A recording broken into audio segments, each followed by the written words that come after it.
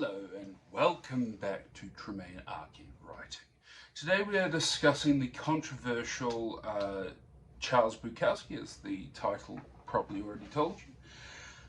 So, who was Charles Bukowski? Well, Charles Henry Bukowski was born Charles Heinrich Bukowski. He was born of a German mother and an American soldier during World War I. They met during World War I. Charles Bukowski, now, he is infamous for his sexist and graphic portrayal of women, gambling, and the underbelly of American culture. Now, we'll get into the sexism in part two. But first, a quick reminder to like the video, subscribe to my channel, and follow me on the various social medias listed in the description below. My handle on all of them is Tremaine Writing. That includes Substack, TikTok, Instagram, and of course here on YouTube. So, what exactly is the point of Bukowski? We'll come to that in the final part of our episode of part 3. I will be interspersing, sorry, I can just see how shiny my fucking forehead is. We will be interspersing the parts with a chapter from these books here, chapters and poems by Bukowski that may have explicit language and offensive language to you. So perhaps you may want to skip this video if you are of a sensitive disposition, or someone who just doesn't like those words. So yeah, that's who Charles Bukowski was. He was a poet, he was a writer. For many, many years he was an unsuccessful poet and writer, I know the feeling. And so I wanted to come to you from a perspective, not of a woman's perspective of Bukowski, which may be very important, and you should go out and look for that. I've been reading Bukowski on my Instagram, TikTok, and YouTube Shorts for the past couple of months. I record quite frequently, and I upload one every day to both TikTok, Instagram, and Shorts. All of those are Tremaine Writing with underscores. Now, is Bukowski suck for everyone? No, but we'll get to that at the end of the video. So for now, here is an extract called "The Whore Who Stole My Poems." Tremaine, take it away. To the whore who took my poems. Some say we should keep personal remorse from the poem, stay abstract, and there is some reason in this, but Jesus, 12 poems gone, and I don't keep carbons, and you have my paintings too, my best ones. It's stifling. Are you trying to crush me out like the rest of them? Why didn't you take my money? They usually do from the sleeping drunken pants sick in the corner. Next time take my left arm or a 50, but not my poems. I'm not Shakespeare. But sometimes simply there won't be any more, abstract or otherwise. There'll always be money and whores and drunkards down to the last bomb. But as God said, crossing his legs, I see where I have made plenty of poets, but not so very much poetry. The mice. My father caught the baby mice.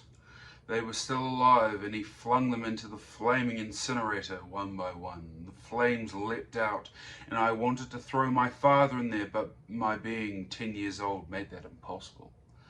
Okay, I did, he told me. I killed the bastards. You didn't have to do that, I said. Do you want them running all over the house? They leave droppings. They bring disease. What would you do with them? I'd make pets out of them. Pets! What the hell's wrong with you anyhow? The flame in the incinerator was dying down. It was all too late. It was over. My father had won again. So as you can see from some of these extracts that you may have skipped or something, he is a very controversial figure, and a figure that would be hard to defend from the sexist allegations. Now, The Mice is a poem that should be discussed. I put it just before this, after The Whore Who Stole My Poems. What that to me signals is something that if you read this book, Ham on Rye, which is the first prose piece I read from Bukowski. I think, aside from The Captain, is the only prose piece I've read from Bukowski. And Bukowski, in my mind, is a this is very important to talking about the controversy of his sexism. Was he a sexist? Is anyone a sexist? No, I'm kidding. Yes, is the answer. He was a sexist. He may not have viewed himself as that, as he does in The Captain. He does talk about the controversies that the feminists at the time brought up about him. Now, does that make him a sexist? Well, that's a tough one. If women view him as a sexist, as the ones who are being affected by his sexism and by his worldviews, then he is a sexist. That is how this works. If you are a young male, like me, and you are reading Bukowski, you may get the idea that this is an acceptable way of viewing women, or is the real way of viewing women. Now, Bukowski, and you'll see this in chapter 13 of Ham on Rye, which is coming up after this part, he is a very complicated figure in that he is repressed, which is very common of men of that generation and of the generations before then, due to the Victorian sort of ways of dealing with things. Where sex, after the Roaring Twenties, had become more mystified by the rise of fascism and the rise of conservative politics that had sought to undermine the more hedonistic ways of doing things in the 20s. Now, in this upcoming chapter 13 of Ham on Rye, you will see the effects of the lack of sexual education and the effects of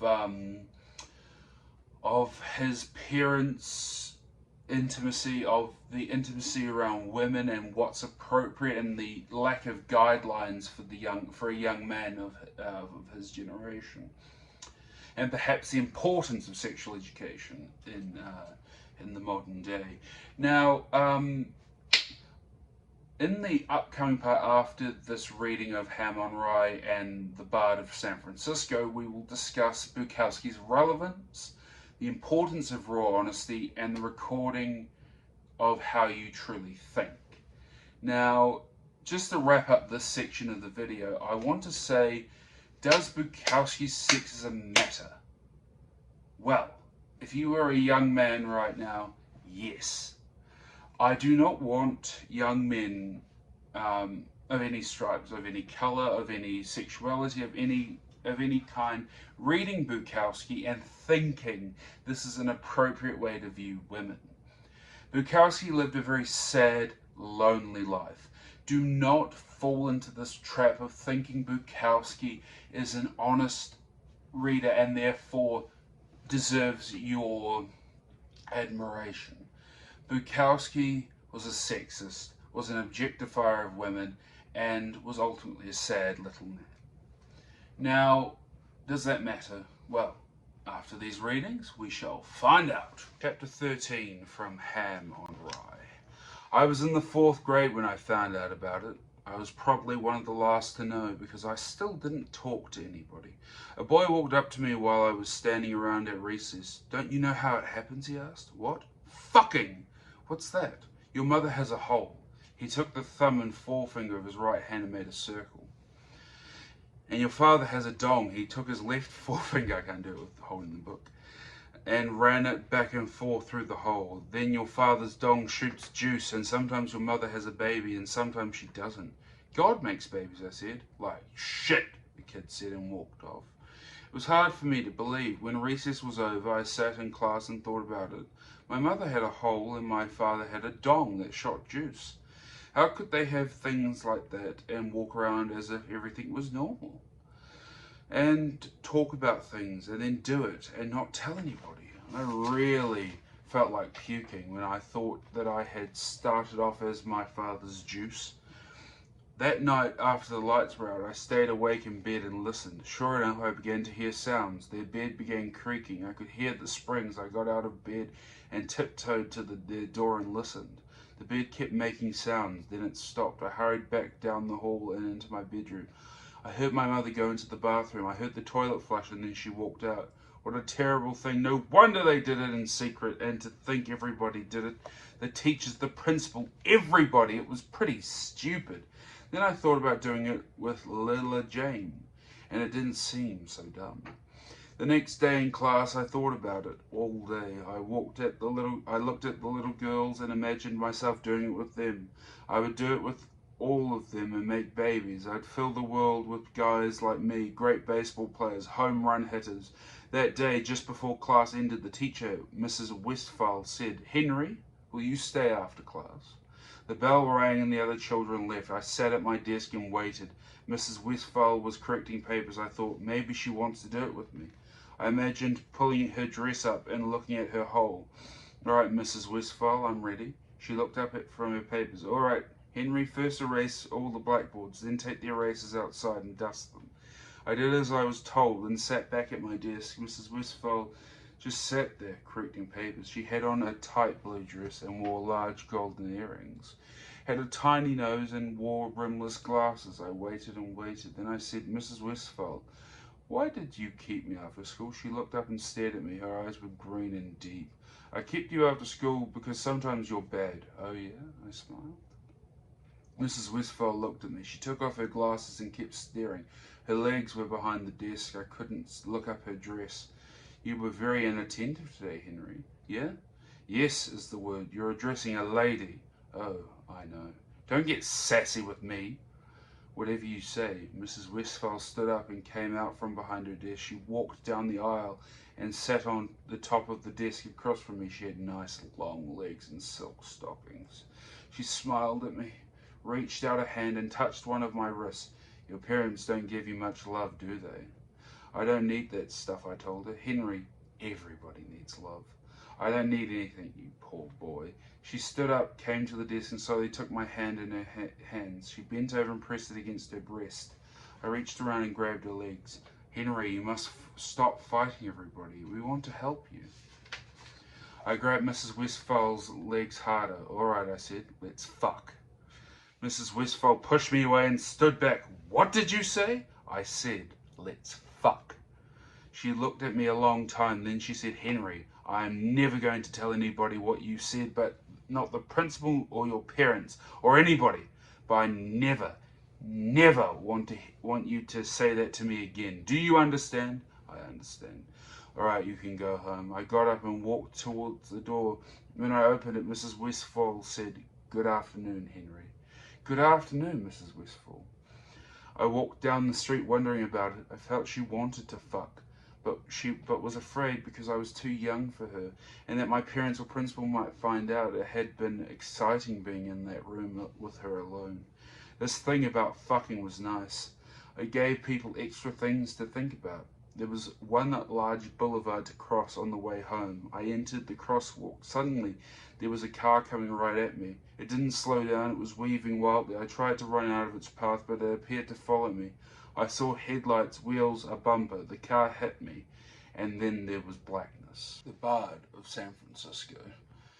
Oh, don't old poets ever die? This one fellow, you can see him every morning in the coffee house at his own table, sipping a white wine and reading the New York Times. Then he'll go down to the pool for a swim. They say he has the most beautiful blue eyes in America. He dashes off on little trips to Paris and Madrid, then returns. He still gives poetry readings, reads well, has no fear of his audience. He can impress them, does just for something to do. He is not embittered, refuses to gossip. He wears all manner of hats, caps, headgear, and whatever he puts on, he never looks ridiculous. Rather, he looks dashing. He looks like royalty. He's thin, he's straight, he's tall. And if the sun is shining anywhere, it shines on him, and his books still sell handsomely. The male poets talk about him. They use much of their time talking about him, and rather unkindly the lady poets adore him, and other ladies adore him. He is often seen with a new woman. He is very composed about it all, and with death looking over his shoulder, he still manages to write decent poetry.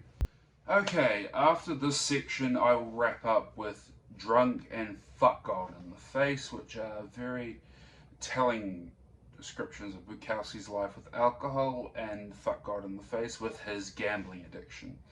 What is Bukowski's relevance? Well, Bukowski's relevance comes from his ability to stay true to who he was. Now, Bukowski was a very repressed man, clearly, in a way, as a child. He did not get to express himself. If you read Ham on Rye, you see what happens when his father reads his short stories. We saw from The Mice he was a very sensitive young man, growing up in a time where that was not acceptable. And I think that left his mark on him, as trauma leaves the marks on all of us. So what exactly is the importance of raw honesty? Well, as Ginsberg, another poet I have read prolifically on my Instagram, TikTok, and YouTube Shorts. Go check those out after the video. Those links there in the description. What is the importance of raw honesty? Well, Ginsberg gives us a view into what life was like for gay men, for particularly gay men who had addiction to drugs and addiction to things like that, which may be more akin to Burroughs. And what the importance of that is giving us a living diary. Now, we may be of the opinion in our modern day that we are the first generation to deal with drug problems. We are the first generation to deal with trans problems, with homosexuality, with LGBTQ plus issues, and with, as I said, with drugs, with alcohol, with loneliness, with all this stuff, with the difficulty of getting a girlfriend or the difficulty of finding a partner. We are not. Read Ginsberg, read Burroughs, Bukowski, read a wide variety of Beat Generation, Hubert Selby Jr. We have a living diary from the elegies, from the writings of Alexander Pope, of the writings of Shakespeare even. If you read them, you will see we have always had problems with sexuality, with lust, with mind-altering substances, with a lack of meaning in the world. As long as there has been atheists, and as long as there have been people who believe there is no afterlife, or believe there is one life, or believe that our consciousness can be destroyed, there has been cynics, there have been people who take a cynical yet liberated point of view. If you experiment with certain psychedelics, you may find that you become one with the world, where you realize life is ultimately all the same. We are all one in some bizarre way. I realized this as a teenager and as a young adult during periods of psychosis that were inflicted on me organically. And so you may be wondering, well, Tremaine, what does this have to do with raw honesty and truly writing what you truly think? Well, Ginsberg, in his infinite wisdom, in Kaddish, in Howl, in many of his poems that covered his homosexuality, gives us a light into the lives and how they were different, but also how they are the same. And the importance of knowing how we are the same as each other is an importance of seeing how we should treat one another. How the golden rule of do upon others as you would have done upon yourself is important and is crucial to living life and living cooperatively together. You may think that Palestine and Israel have been at each other's throats since the dawn of time. That is not the case. Prior to 1948, prior to the encroachment of Israeli settlements on Palestinian land, you may find Muslims, Jews and Christians lived in the Middle East and across North Africa and in Europe for centuries, ever since those religions existed. Were there times of tension? Yes. But if you read Burroughs's letters to Ginsburg and Kurak, Jews, and how Muslims treated gay people and how they treated each other changed rapidly over time, and this was often due to conservative forces in those movements and not because of the people. Muslims are no different to you, Jews are no different to you, Christians are no different to you, Hindus, Buddhists, Shintoists, everyone is the same. Ultimately, we just want to be left alone. And I think that is the importance of being rawly honest, of being raw in your recordings of how you think, of how you feel. And ultimately, I think you can see that reading some of the more honest poets, of the more honest prose writers, the more honest playwrights. You will see the importance of that. Now, I will leave you with Drunk and Fuck God in the Face. I will have a little social media part after that, so please stick around. Drunk old Bukowski drunk. I hold to the edge of the table with my belly dangling over my belt, and I glare at the lampshade, the smoke clearing over North Hollywood. The boys put their muskets down, lift high their fish green beer as I fall forward off the couch, kiss rug hairs like cunt hairs, close as I've been in a long time. 10:14:91, 12:47 p.m. Of course there are some strange types at the racetrack. There's one fellow who's out there almost every day. He never seems to win a race. After each race he screams in dismay about the horse that won. "It's a piece of shit!" he will scream, and then go on shouting about how the horse never should have won, a good 5 minutes worth. Often the horse will read 5-2 or 3-1, 7-2. Now a horse like that must show something, or the odds would be much higher. But to this gentleman it just doesn't make sense. And don't let him lose a photo finish. He really comes on with it. Then, fuck God in the face, he can't do this to me. I have no idea why he isn't barred from the track. I asked another fellow once, listen, how does this guy make it? I'd seen him talking to him at times. He borrows money, he told me. But doesn't he run out of lenders? He finds new ones. You know his favorite expression? No. When does the bank open in the morning? I guess he just wants to be at the track, somehow just to be there. It means something to him, even if it continues to lose. It's a place to be, a mad dream, but it's boring there. A groggy place, everybody thinking that they alone know the angle, dumb lost egos. I'm one of those, only it's a hobby for me, I think. I hope, but there's something there, if only in a short time frame, very short.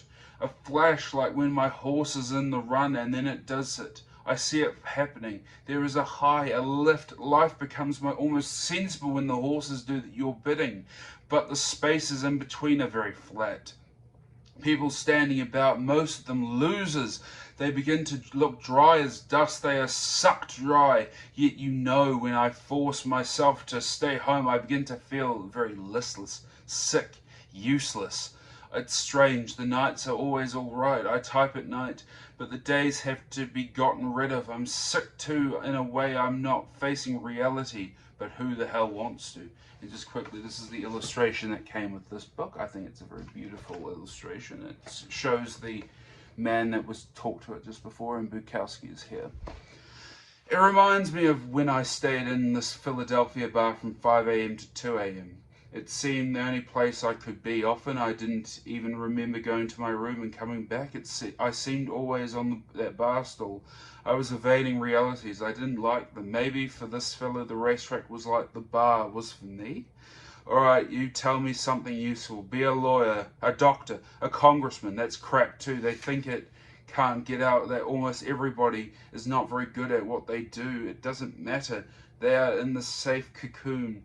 It got kind of funny out there one day. I'm speaking of the racetrack again. The crazy screamer was there as usual, but there was another fellow. You could see that there was something wrong with his eyes. They looked angry. He was standing near the screamer and listening. Then he listened to the screamer's predictions for the next race. The screamer was good that way, and evidently Angry Eyes was betting the screamer's tips. That day wore on. I was coming out of the men's room when I saw and heard Angry Eyes was yelling at the screamer, "God damn you, shut up! I'm going to kill you." The screamer turned his back and walked off saying, "Please, please," in a very weary and disgusted manner. Angry eyes followed him. "You son of a bitch, I'm going to kill you!" Security arrived and intercepted Angry Eyes and let him off. Evidently, death at the racetrack was not to be condoned. Poor Screamer, he was quiet the remainder of the day, but he stayed the full card. Gambling, of course, can eat you alive. I had a girlfriend once who said, "You're really in bad shape. You got to both Alcoholics Anonymous and Gamblers Anonymous at the same time," but she really didn't mind either of those things unless they interfered with bed exercises. Then she hated them. I remember a friend of mine who was a total gambler. He told me once, "I don't care if I win or lose, I just want to gamble." I'm not that way. I've been on starvation road too many times. Not having any money at all only has the slightest tinge of romanticism when you are very young. Anyway, the Screamer was out there again the next day. Same thing, he railed against the results of each race. He's a genius in a way because he never picks a winner. Think of this, it's a very hard thing to do. I mean, even if you know nothing, you can just take a number, any number. You say 3, you can bet 3 for 2 or 3 days, and you are bound to finally get a winner. But not this fellow. He is a marvel. He knows all about horses, fractional times, track variance, pace, class, etc., but he still manages only to pick losers. Think of it, then forget it, or it will drive you crazy. I picked up $275 today. I started playing the horses late. When I was 35, I've been at them for 36 years, and I figure they still owe me $5,000. Should the gods allow me 8 or 9 more years, I might die even. Now that's a goal worth shooting for, don't you think? Huh? And to start and to wrap up, follow me, subscribe to this channel, like the video, please. I need the algorithm to love me. It's where I get all my self-worth. And follow me on Instagram, TikTok, and on Substack, all Tremaine Writing. And yeah, so thank you for watching. So yeah, please like and subscribe. Please go and follow me on the various social medias. If you want poetry readings, if you want random thoughts, go to TikTok. If you want a more glamorous view and a more intricate view into how these processes work for writing, for content creation, go to me on Instagram, again, Tremaine Writing. It is all there. Thank you again, and auf Wiedersehen.